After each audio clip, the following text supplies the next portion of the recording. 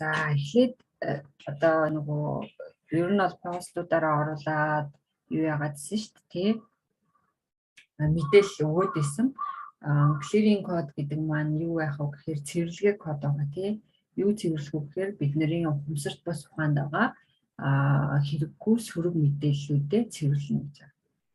За энэ нөгөө нэг Heal Documentary гэж их гоё ном гарсан. Ном тэгээд юу нэдэг баримтат кино нэдэг. Яг нөгөө Secret гэх ном байдаг гэсэн чинь ном кино нэдэг гэсэн шиг. Яг тэрэн шиг Heal Documentary гэж байдаг байхгүй юу? Тэрэн дээр болохоор ингээд янз бүрийн багш нар одоо ихэвчлэн энергийн багш нар энергийн заслал хийдэг. Эсвэл нөгөө нэг sound healing буюу юугаар дуу аваагаар эмчилдэг ч гэдэг юм аа. Эсвэл нөгөө нэг бүр шаман юунууд бөө мөрөглөв хэмж гэдэг юм. Ингээд олон талын биеийг яаж ирүүл өөрөөгөө дотроос нь яаж ирүүл байх вэ гэдэг юм багш нарыг ураад тэгээ ингээд ярилцлага хийсэн ийм гоё юу байдаг. За энэ ярилцлаган дээр ч гэсэн доктор Сүгийн яриа бас орсон байдаг байхгүй юу. За энэ ярилцлаган дээр Greg Braden гэж нэг бас мундаг багш байдаг. Тэр болохоор энэ нөгөө нэг юуны зүрхний тухай судалдаг. Зүрхний одоо өөрийнх нь энерги орон зай энэ дээр судалгаа хийдэг тийм юм байдаг байна. За тэр хүний юу гэж хэлсэн бэ гэхээр одоо энэ гэр бүлийн дотор явж байгаа одоо удам дамжаач гэж хэлэх юм уу? Явж байгаа юм сөрөг мэдээллүүд, сөрөг одоо ихтгэл үнэмшлийг цэвэрлэхэд зөвхөн ганц хүн л одоо нэг хүн л тэр одоо гинжээ холбоог таслах боломжтой гэж байхгүй. Тэгэхээр тэр нь бид нар байж болохоор байгаа байхгүй юу?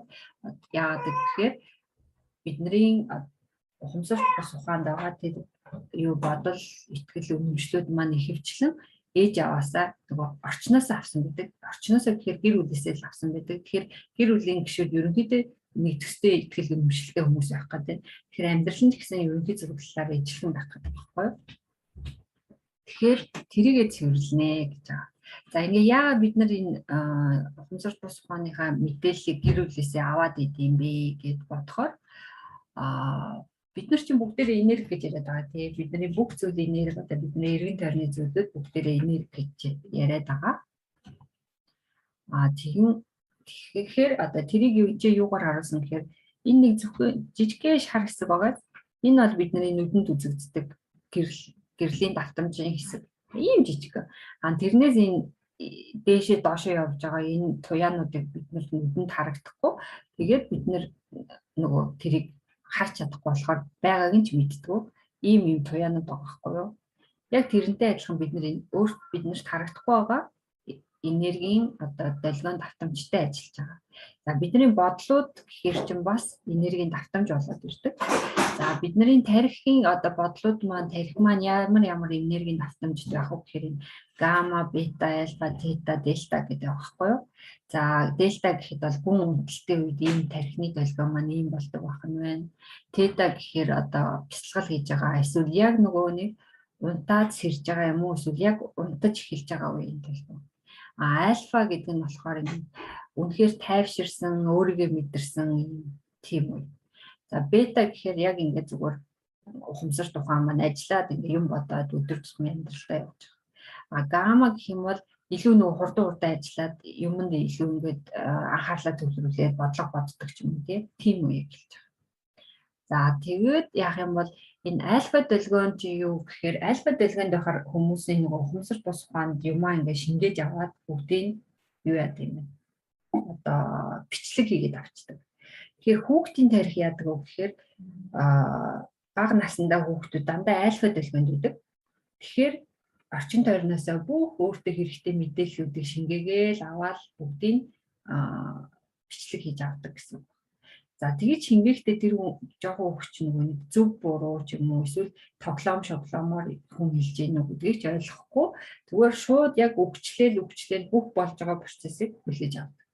Тэгж хүлээж аваад байгаа болохоор одоо юмыг жоохон буруугаар төсөөлөд ч юм уу буруугаар ойлгоод ч юм уу одоо сөрөг мэдээллүүд хүлээж авах гэдэг байхгүй юу. За тэгээд тэр авсан мэдээллээрээ том болоод нөгөө амьдралаа юу яагаад явах гэдэг. Амьдралаа одоо зохицуулаад явах гэдэг. Яагаад вэ гэхээр бидний оюун ухаан чинь ийм мөсөн шиг гэж байгаа байхгүй. Ухамсарт ухаан зөвхөн 10% энэ дээр харагдаж байгаа өсвөлийн орой. А ухамсарт бус ухаан болохоор 90%. Тэгээ бидний өдөр тутмын амьдралын одоо хийж байгаа үйлдэл бүх зүйлийн 90% нь ухамсарт бус ухаан маань юу яаж идэг. Зохицуулж явж идэг. Тэр нь юу гэдэг вэ гэхээр ингээд автоматар хийгддэг үйлдэлүүд болсон байдаг ч юм уу тий. Эсвэл бидний өөрийгөө үнэлдэг үнэлэмж эсвэл айдас янз бүрийн юунууд байгаа. Үлээж орон чи ягаад юм дуурайд вэ?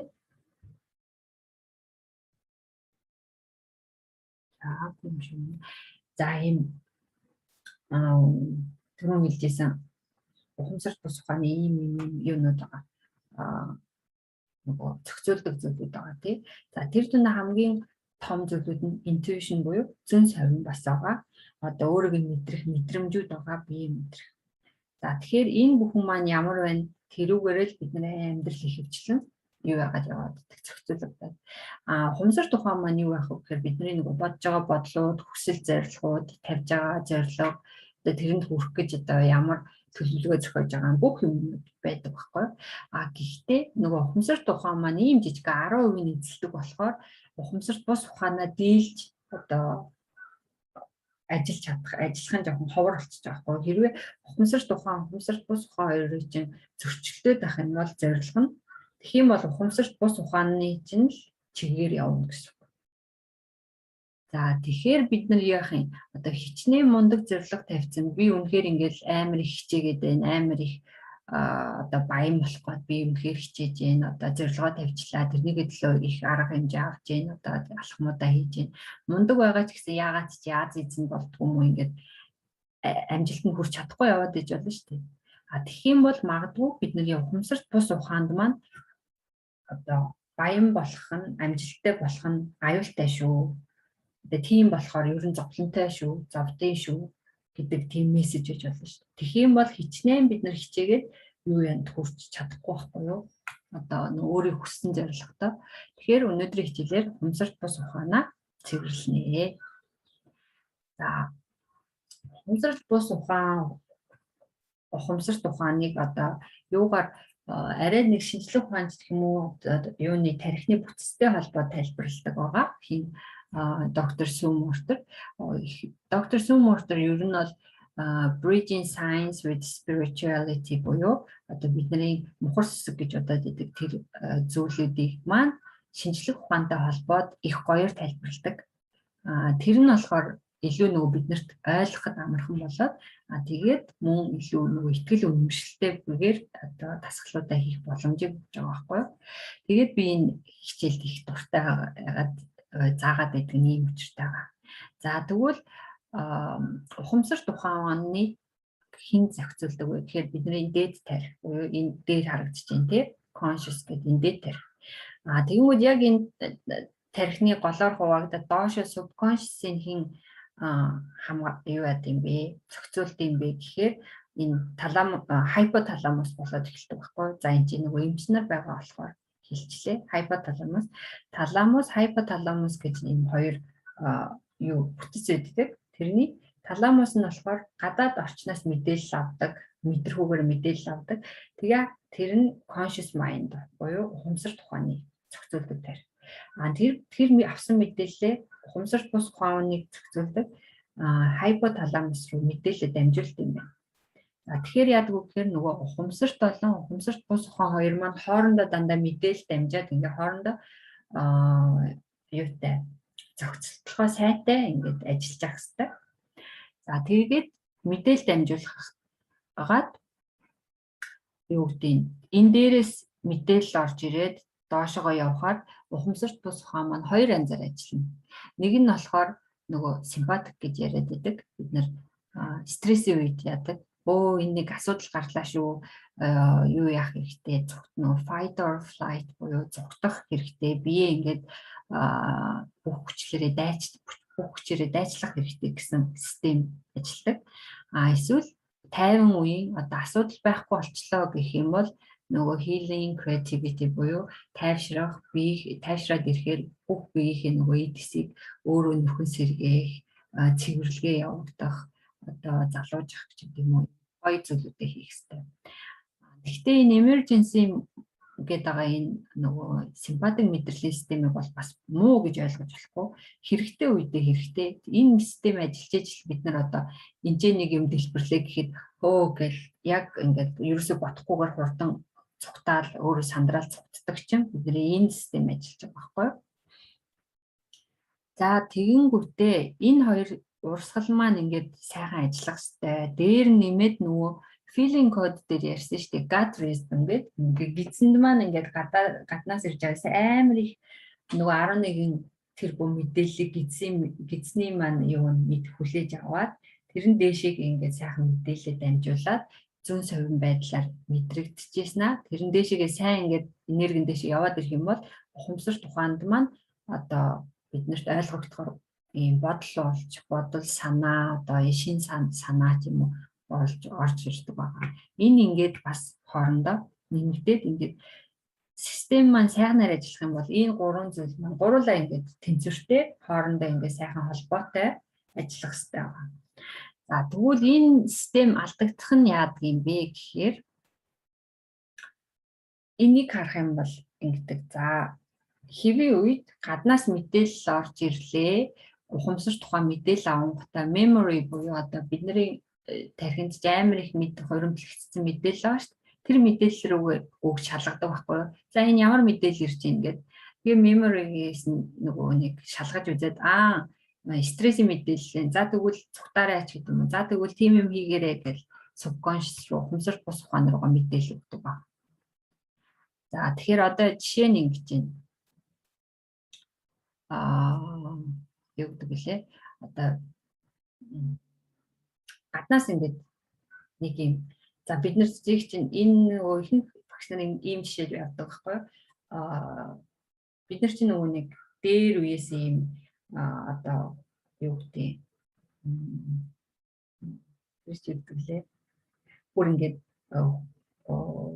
яг ингээд нийгэмшиг үедээ амьдарч байхад одоо агууны үед одоо юу гэдэг лээ? За тэр нь арчи. За тийм байлаа. Тэр үедээ байлаа гэхэд дандаа өөртөө хамгаалж амьдарч байсан тий. Тэндээс амтан гараад ирэхгүй. Энд одоо үер усны аюул гарах үеч гэдэг юм ингээ байглаас орчин нөхцлөөс хамгаалж амьдарч байсан. За тийм үед амьдарч байсан хүмүүс биднэрт ямар систем суудсан байдгүй гэхээр за нэг баавга гараад ирлээ тий. Тэгэнгүүт threat гэдэг одоо баавга гараад ирлээ шүү гэж мэдээлэл өгч байна. Ухамсар тухайн. За тэгэнгүүт тэр баавга гэсэн юм их memory буюу одоо өөрийнхөө тархинд байгаа мэдээлэлээс шалгах нь тэр хурдан шалгаад нөгөө баавга гэдэг файлыг гаргаж харангуйтай баавга гэдэг чинь аюултай шүү. За цугтаарай гэж subconscious руугаа мэдээлэл дамжина. Одоо цугтах хэрэгтэй юм байна. За энэ subconscious ажиллаад эхлэхээр яах вэ гэхээр нөгөө нэг fight or flight буюу симпатик системийн ажиллаад бүх энерги нөгөө юу руугаа мөчтүүд рүүгээ өгөөд амьсгал маань хурдан болоод ингээд ерөн зодтолтоод эсвэл ингээд хурдан цугтахад бэлэн болж байгаа. Тэр үед болохоор бидний анхааралч гэсэн юм нарийсэд эхэлдэг. Ерөөсөө том зургаар юмыг харахгүй зөвхөн жижигхэн зургаар хараад цугтахад бодож штэ тий. Тэгэнгүүт бүх энерги, бүх цусан хангамжаа гадагшаа энэ гар хөл мөчт рүүгээ өгөөд ирэхээр нөгөө дотор эргэтнүүд маань энергигүй болоод эхэлнэ. Тэр дотор эргэтнүүдийг төв хэсэгтээ байжээ. Тэр эргэтнүүдийг одоо юу гэдэг эрүүлжүүлэх, сайхан ингээд тэжээх тэр байдлуудыг одоохондоо тийм боломж олгоо жоохон хүлээж орхичихж байгаа байхгүй. За ийм системд орсныхаа дараа зугтана шүү дээ. За зугтаад одоо нөгөө нэг баавгаагаас холбоод зугтчих юм бол одоо аюулгүй боллоо, аюул байхгүй боллоо гэдэг ухамсар тухайн мэдээлэл өгнө. Тэгэнгүүт дахиад memory буюу ухамсар тухайныхаа нөгөө юунаас тархины мэдээллээс нөгөө тэр мэдээллийг шалгаж үзээд аюул байхгүй болсон гэсэн мэдээллийг шалгаж үзээд тэгэнгүүт ухамсар бус ухаан руу окей одоо сайхан боллоо тайвшрах хэрэгтэй гэсэн мэдээлэл дамжина. За тэр нь яаж юм гэхээр буцаад нөгөө нэг парасимпатик маань ажиллаад дотор эргэтнүүдтэй энерги өгөөд тайвшраад амьсгалч сайхан болоод эхэлсэн тий. За тэгээд эхлэхээр яг нөгөө өөрийгөө цэвэрших, энерги сайжруулж эргэтнүүдээ нөхөн төлжүүлэх тийм үйл ажиллагаа чи явагдаж байгаа хэвээр. За одоо тэгвэл асуудал нь юу байдг вэ гэхээр хит их стресс ороод ирнэ шүү дээ. Хит их стресс эсвэл байнгын стресс ороод ирнэ. Ингээл ороод ирэх тусам нөгөөдөг чинь бавгай гэсэн мэдээлэл өгөөлөх байхгүй. Тэнгүүд нөгөө юу чинь нөгөө юунаасаа меморигоос шалгаал цухтаараа гэл амар олон мэдээлэл өгж штэ. Тэгж яангуудаа энэ систем чинь гаццалтай юм байна л да. Бүр нөгөөний тэсгээ болоод тэгээ гацна гэхээр яах вэ гэхээр энэ хоорондох мэдээлэл дамжгаа болчдөг хоорондоо. Тэгээд нэг хамгийн сүүлд өгсөн мэдээлэл маань юу вэ гэхээр зүгтаарэ аюул байна гэсэн мэдээллийг субконшстэй өгсөн ухамсар бус ухаандаа. За тэгэнгүүт зүгтаарэ гэсэн мэдээлэл авсан бие маань яг тэр нөгөө нэг симпатикийн юугаараа л ажиллаад байна. Нөгөө дотор эрхтнүүд маань ямар ч юугүй энергигүй, цусан хангамжгүй харин ингээд дотор тавьчихсан би чи ингээд жоохон юу сандарсан ч гэдэг юм уу бүх юунуудтай хүчтүүдтэй энерги цусан хангамж очсон тийм байдалтай болсон. Тэгээд тэрийг мэдгүй тэгээд амьдраад байдаг байхгүй. За тэгээ энэ гацчаад байж итэл нөгөө нэг юу ч юм энэ олон юунууд стрессийн юунууд штэ. Стрессрүүд буюу нөгөө баавганууд маань байхгүй болоод за одоо зүгээр болсон шүү гэсэн мессеж өгөөлөдөг гэтэл энэ хоёр хоорондоо нөгөө сонсож хоорондоо ярилцаж чадах болсон. Нөгөө дунд нь гацсан трапдор гэдэг байгаа. Тийм болохоор бие маань шал өөр ажиллаад байдаг байхгүй. Тэгээд энэ ингээ удаан үргэлжлээд тахаар хүмүүс яхаа нөгөө стрессээс болоод юу яаж юм.